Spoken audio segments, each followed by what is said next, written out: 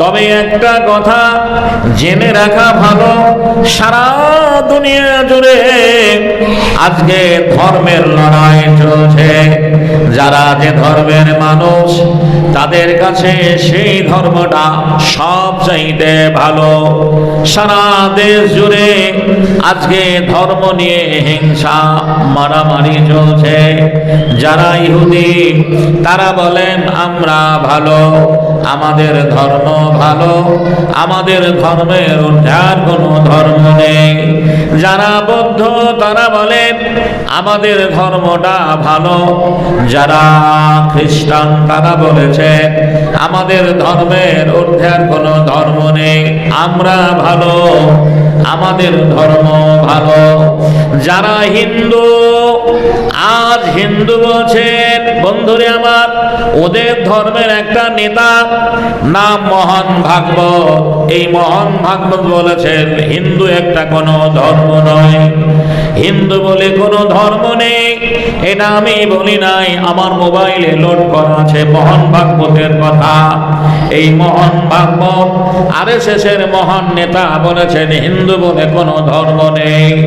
হিন্দু ভাইয়েরা এখন তাই ধর্মটাকে পরিবর্তন করেছেন। এরা বলছেন আমরা সনাতনী, আর হিন্দু বলে না। এরা বলছেন আমরা ভালো, আমাদের ধর্ম ভালো। বন্ধুরে আমার, আজ থেকে 1450 বছর আগে এই পবিত্র মাহে রমজান মাসে মহান আল্লাহ যে কোরআন আল্লাহর নবীর প্রতি ওহী করেছেন, এই কোরআনে আল্লাহ বলেছেন দুনিয়ার মানুষ শুনে নাও, সারা দুনিয়ার মানুষ যত ধর্মের ধর্ম যাজক রয়েছে, আপন আপন ধর্মের ঢাক ঢোল বাজালে আমি আল্লাহ আমার কাছে একটাই দিন, তার নাম ইন্না দিনা ইনদাল্লাহিল ইসলাম। ইসলাম ধর্মটাই আল্লাহর কাছে মনোনীত দিন। এই দিনের কথা মহান আল্লাহ যে 1400 বছর আগে কোরআনে জানিয়ে দিয়েছেন। এই ইসলামের দায়িত্ব, এই দিনের দায়িত্ব আমার নবীকে দেওয়া হয়েছিল। আমরা আখেরি পয়গম্বরের নবী, এই নবী আজ থেকে 1450 বছর আগে সুদূর মক্কা নগরে সম্ভ্রান্ত কুরাইশ বংশে 570 খ্রিস্টাব্দে জন্ম নিয়েছিলেন। আমরা জানি নবী মায়ের পেটে থাকা অবস্থায় বাপ ইন্তেকাল করেছেন। মায়ের পেটে থাকা অবস্থায় আব্বা মারা গেছেন। 6 বছর বয়সে বিশ্ব নবী বাপের কবর জিয়ারত করতে গিয়ে প্রতিমধ্যে জননী মাকেও হারিয়েছিলেন। এইরকম বৃদ্ধ চাচা, দাদা তার মানুষ, আবু কি বলছেন, দাদা মানুষ করেছেন, লালন পালন করেছেন, বড় হলেন। চাচারা ব্যবসায়ী ছিলেন। আল্লাহ নবীকে বিভিন্ন দেশে ব্যবসার কাজে নিয়ে যেতেন। বিশ্বস্ত নবীর ব্যবহারে ওই বিধবা মহিলা ব্যবসায়ী, তার মালমাত্রা দেখাশোনার দায়িত্ব তাকে দেওয়া হয়েছিল। দায়িত্ব নেওয়ার পরে আল্লাহর নবী যখন ওই বিধবা মহিলার মালমাত্রা ব্যবসার দায়িত্ব নিলেন, সেই দায়িত্ব পাওয়ার পরে মা খাদিজা আরো ব্যবসায় লাভবান হলো। আর লাভবান হওয়ার পরে বিশ্ব নবীকে আরো কাছে পাওয়ার জন্য বিয়ের পয়গাম দিলেন। ভাই গো, আল্লাহর নবীর বয়স ছিল 25 বছর। 25 বছর বয়সে তরুণ যুবক, বন্ধুরে আমার, একটা বিধবা মহিলা, এর আগে যার 2 বার বিয়ে হয়েছে, এমন একটা মেয়ে যদি হিজল তালার একটা 25 বছরের ছেলেকে বিয়ের প্রস্তাব দেয়, আমার মনে হয় আজকের দিনে কেউ রাজি হবে না। বিশ্ব নবী বললেন, খাদিজা তুমি ভালো বংশের মেয়ে, তোমার মাল মাত্রা রয়েছে, জমি জায়গা রয়েছে, তুমি প্রভাবশালী ভালো বংশের মেয়ে, তুমি ধনট্টশালী মহিলা, আজ যদি তোমারে বিয়ে করি, মক্কার কাফেরেরা বলবে মুহাম্মদ একজন অর্থলোভী মানুষ, অর্থের লোভে পড়ে বিয়ে করেছে। খাদিজা, তোমার সঞ্চিত ধন মাল, জমি জায়গা, স্থাবর অস্থাবর যা কিছু রয়েছে, যদি ইসলামের জন্য দান করে দাও, তবে আমি তোমারে বিয়ে করতে রাজি রয়েছি। এটা হিজল তালার মসজিদ, এটা মসজিদের জলসা।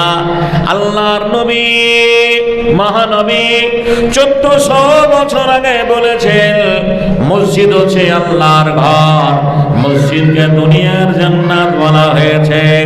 এই মসজিদ প্রসঙ্গে আমার নবী বলেছেন, মান বানা লিল্লাহি মসজিদান বানাল্লাহু লাহুল বাইতান ফিল জান্নাত।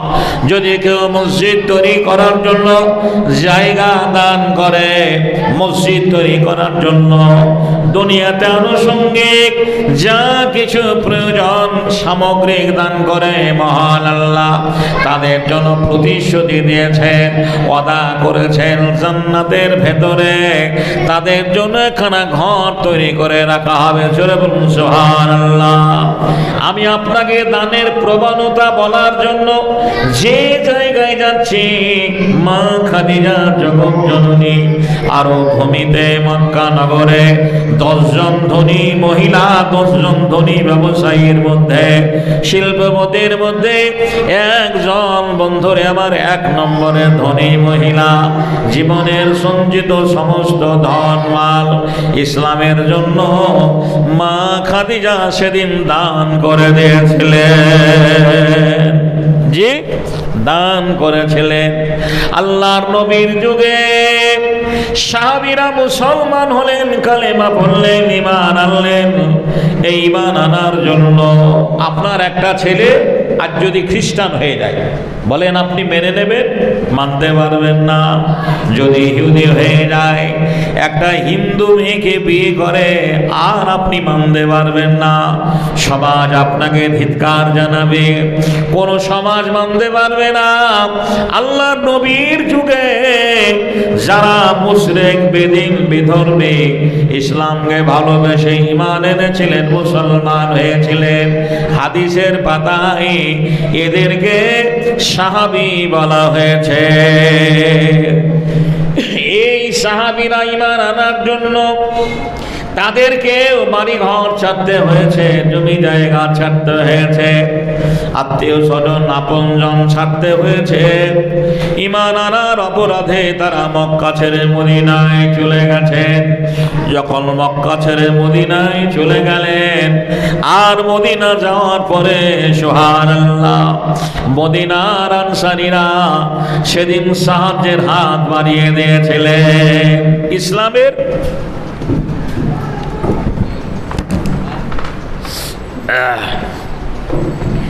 ইসলামের শুরু থেকে যে দান, ইসলামের শুরু থেকে যে দান, সেটা আপনাকে দেখানোর জন্য, বোঝানোর জন্য আমি যেটা তুলে ধরেছি। মক্কার কাফেররা তাদেরকে মানতে পারেনি, তাদের বাড়িঘর।